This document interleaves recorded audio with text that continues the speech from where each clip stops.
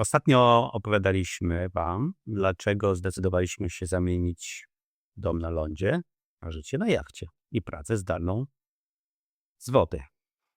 Jak wiecie z naszych relacji, ostatecznie nasz wybór padł na jednokadłubowca, na Salon SA 49.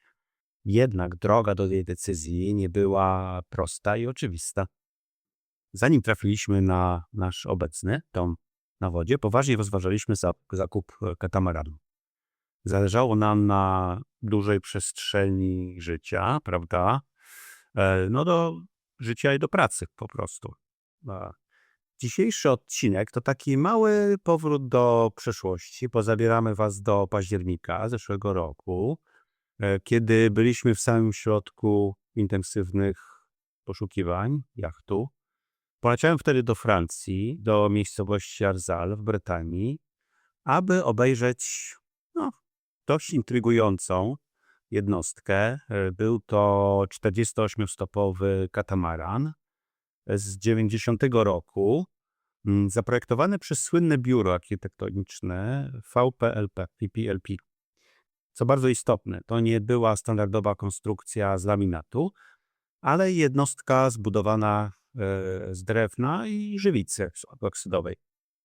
A historia katamaranu to co? Historia katamaranu. Początki były szczęśliwe, bo rodzina, która zleciła jego budowę w 1990 roku, przez pierwszą dekadę spędzała na nim od 6 do 8 miesięcy w roku, żeglując po Morzu Śródziemnym, Atlantyku, Wyspach Kanaryjskich. W roku 2004 planowali wyprawę na Pacyfik. Piękna wizja. Wtedy wymienili silniki na nowe i już gotowi do wielkiej wyprawy usłyszeli diagnozę. 65-letni starszy od żony 20 lat mąż zachorował i wkrótce umarł. Wdowa przez 10 lat nawet nie zajrzała na łódź, a potem postanowiła ją sprzedać. I tak w roku 2015 kupiła go kolejna rodzina, rodzice z trojgiem dzieci. Nowi właściciele też mieli wielki plan. Podróż dookoła świata. Zanim przystąpili do realizacji tego wielkiego marzenia, 5 lat poświęcili naprawom. Wymienili żagle, obsalarkę kupili, tak? Nawet kupili specjalne liny do przeprawy przez kanał panamski. No i już wszystko było gotowe, mogli ruszyć i okazało się, że jest rok 2020 i świat zamknął się z powodu pandemii.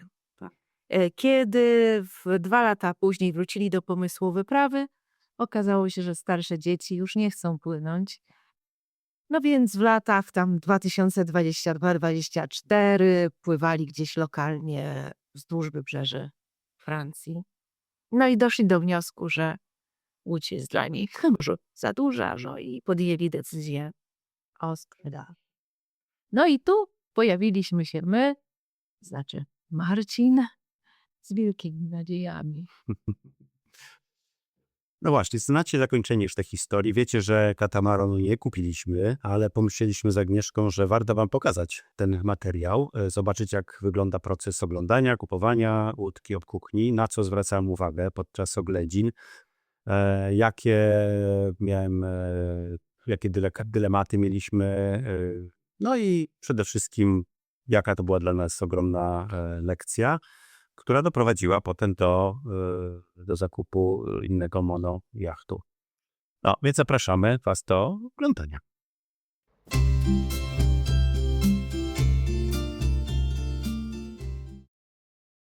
Hej, jak już wcześniej mówiłem, szukamy jachtu, który będzie naszym domem, dlatego jestem na lotnisku w Heraklonie i lecę do Francji, a konkretnie do Arzal w Brytanii, żeby obejrzeć pewien ciekawy jacht. To jest 48-stopowy katamaran z 90 roku, więc całkiem stary, ale zaprojektowane przez słynnych architektów i stworzone do dalekich oceanicznych podróży. Co ciekawe, to jest konstrukcja z drewna epoksydowego. No i to jest stary jacht, więc mamy nieco obaw. No i mam całą listę rzeczy, którym chciałbym się dokładnie przyjrzeć. Po pierwsze to są silniki. Są dwa silniki. Podobno mają tylko 420 godzin pracy, co jest, ja wiem, podejrzanie małym przebiegiem. No podobno były relatywnie niedawno wymieniane. Chcę posłuchać jak pracują, obejrzeć dokumentację serwisową. A ostatni serwis był podobno robiony niedawno, bo rok temu. Orinowanie było sprawdzone w zeszłym roku, aż tak wymieniony w 2018 roku. Żagiel główny z kolei jest stosunkowo nowy, z 2019 roku. Mój plan jest obejrzeć dokładnie każdy żagiel i każdą linę. No i po trzecie, kadłub to jest konstrukcja z drewna na epoksydzie. Muszę dokładnie sprawdzić, czy nie ma żadnych śladów delaminacji, czy takich po prostu miękkich punktów. Sprzedawca zapewnia, że ostatni przegląd kadłuba odbył się niedawno, więc no, mam nadzieję, że będzie ok. No i na koniec sprawdzę wyposażenie, które oczywiście chciałbym, żeby ono zapewniało niezależność na morzu.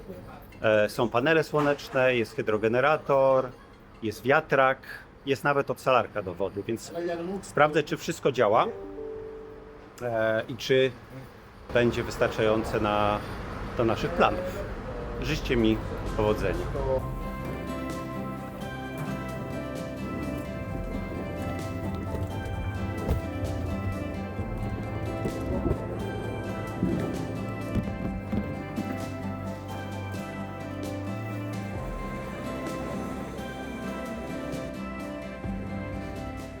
A ja jestem w Marinie Arzal we Francji. Przede mną krótki spacer pomostami w poszukiwaniu naszego potencjalnego nowego domu. No, bardzo tu ładnie jest. Jestem już prawie w Marinie. Tutaj akurat nie mogłem wjechać dalej, więc idę.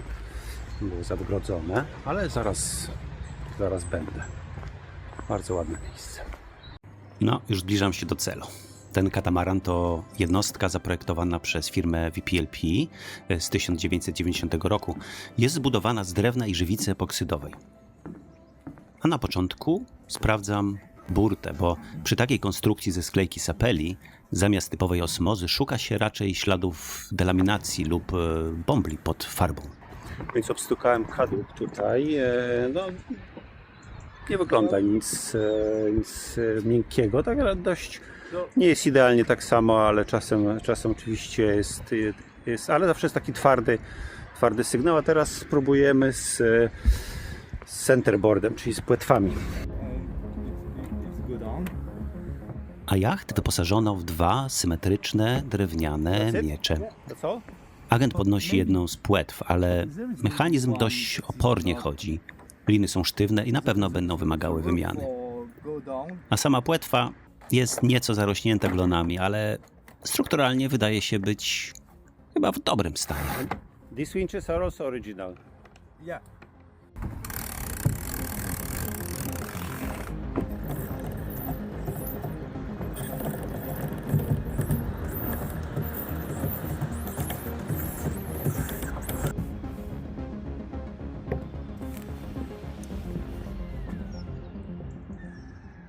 Patrzę na to, no bo tutaj bardzo często mogą być uszkodzenia po prostu przy takim mieczu, gdy po prostu łódź uderzy w dno i tak dalej, więc patrzę, czy tu nie ma jakichś uszkodzeń, ale tu nic nie widać, no tu wszystko wygląda dość solidnie, no ale powiem szczerze, że te liny wszystkie to do wymiany.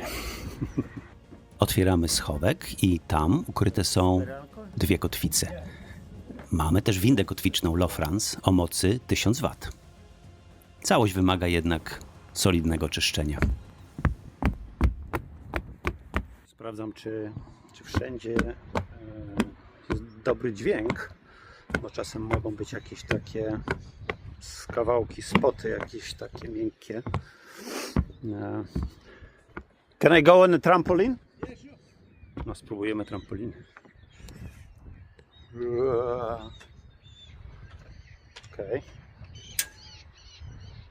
Is it safe?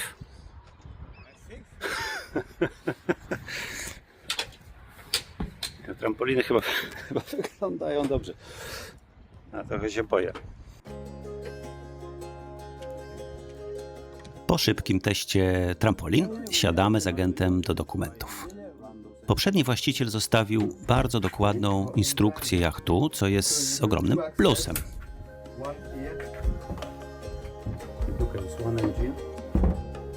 No i czas zajrzeć do serca katamaranu, do silników. To 2 motory Nani Diesel o mocy 21 koni mechanicznej z 2004 roku. Zgodnie z papierami mają przepracowane zaledwie 420 godzin. No i wyglądają niesamowicie czysto i prawie nie widać na nich śladów zużycia. They add emergency starter that is here.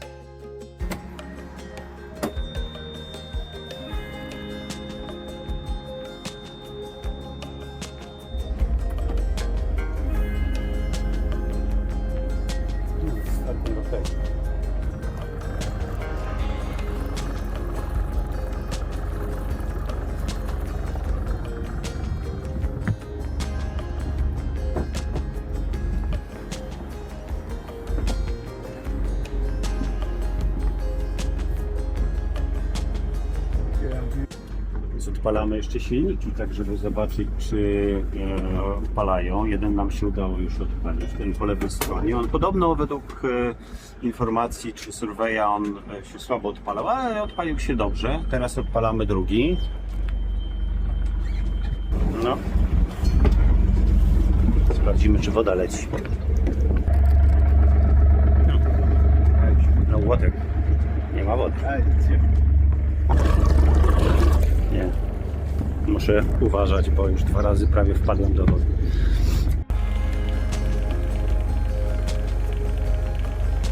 Oba silniki pracują równo, a woda chłodząca wypływa prawidłowo.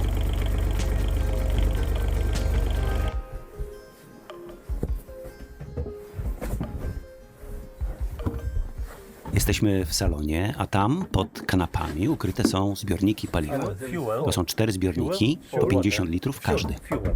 Fuel, this one. Instalacja wygląda sensownie, a jak przeszedł spory refit w 2018 roku, więc wiele elementów było wymienianych. Więc mamy też taki water breaker, który jest nowy, nigdy nie był używany podobno. Tutaj on jest. No ale to jest pytanie, bo on ma już 18 rok, to jest 7 lat ma, więc wiadomo, czy działa, czy nie. A teraz oglądamy zawory denne. Agent bardzo chwali ten system. Są wykonane z wytrzymałych tworzyw sztucznych, co w zasadzie rozwiązuje odwieczny problem korozji na jachcie.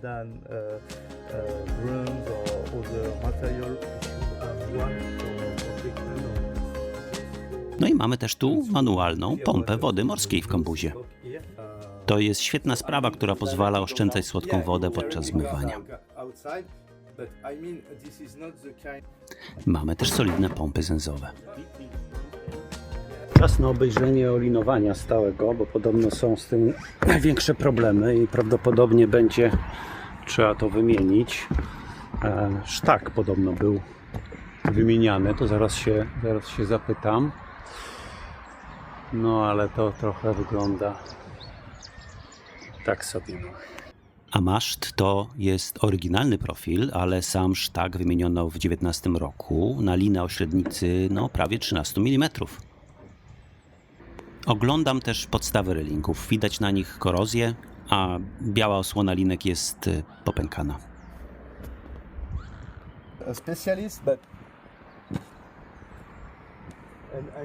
Trochę zmęczony jestem. Skoro tu jesteśmy, no to trzeba by sprawdzić te żagle. No, tutaj poprosiłem pana brokera, żeby sprawdził, ale pokrowiec jest strasznie zazieleniony.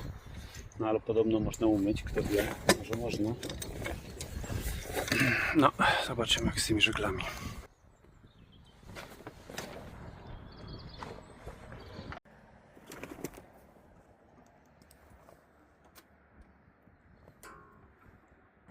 Agent próbuje zdjąć mocno zazieleniony lazyback i mocuje fały, żebyśmy mogli obejrzeć grota. Według dokumentacji to żagiel uszyty z materiału ProRadial o powierzchni 78 m2, kupiony w 19 roku.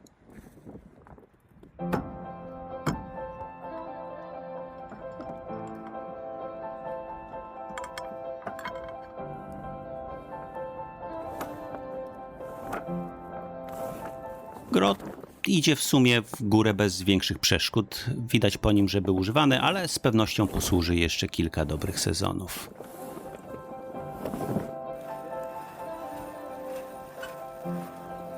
Też zaczął padać, no.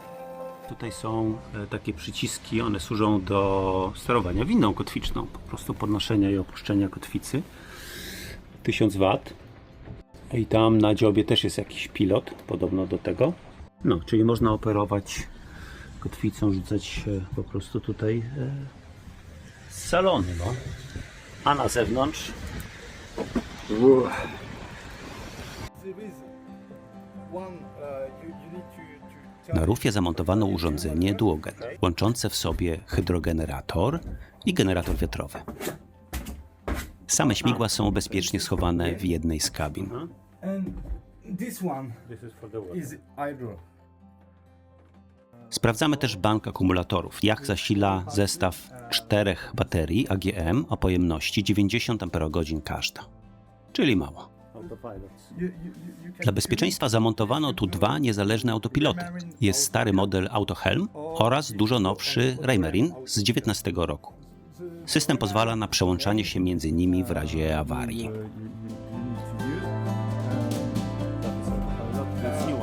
Yeah, it's a new one.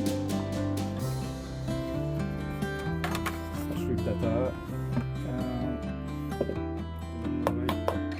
Oglądamy teraz miejsce dla skipera, czy dla kapitana. Tutaj w blacie jest wbudowany ekran, no ale nawigacji w zasadzie nie ma. Jest laptop, służy do tego, który się podłącza. No ale jest ekran, tak? Więc można w taki sposób nawigować. Pod biurkiem znajduje się inwerter o mocy 1200 W, który zasila jacht w prąd na 220 V.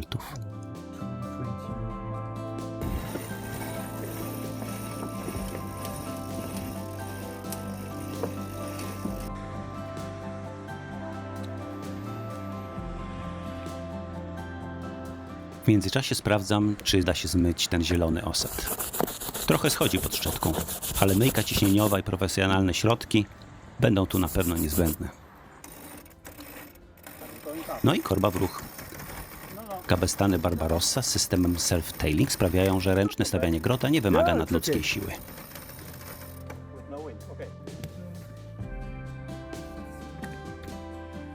Wracamy na moment do systemu kotwicznego. Z bliska 100 metrów łańcucha i kotwica wyglądają na potężnie zardzewiałe. Wymiana tego zestawu będzie jednym z pierwszych wydatków, jeśli zdecydujemy się na zakup.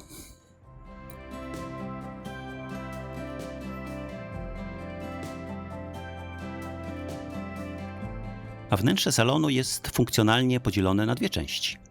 Jest stół nawigacyjny oraz wygodna jadalnia. Wszędzie dominuje drewno i okleiny, z których słyną starsze konstrukcje.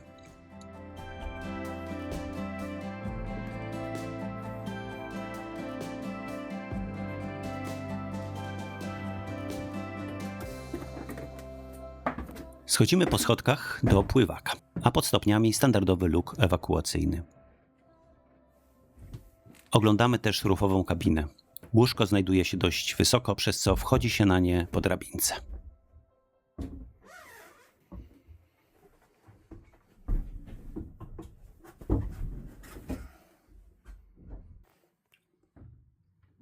No, w łazience króluje sklejka. Szczerze mówiąc, wnętrze jest dość obszerne, ale wizualnie mocno zatrzymało się w czasie. Wydaje się, że pomalowanie części drewna na biało mogłoby zdziałać tu cuda.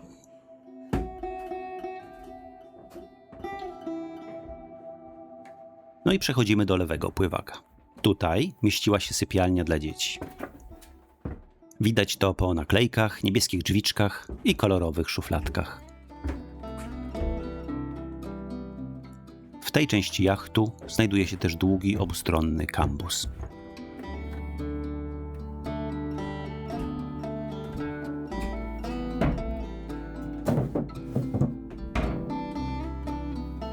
Szafki kuchenne i blaty mają już swoje lata i to jedno z miejsc, które pewnie najszybciej poszłoby do kapitalnego remontu.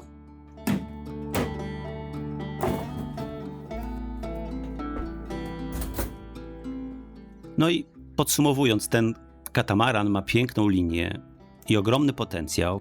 Zdecydowanie wymaga jednak trochę miłości, czasu i inwestycji. Czy dobrze, że go nie kupiliśmy? Co myślicie? Dajcie nam znać w komentarzach.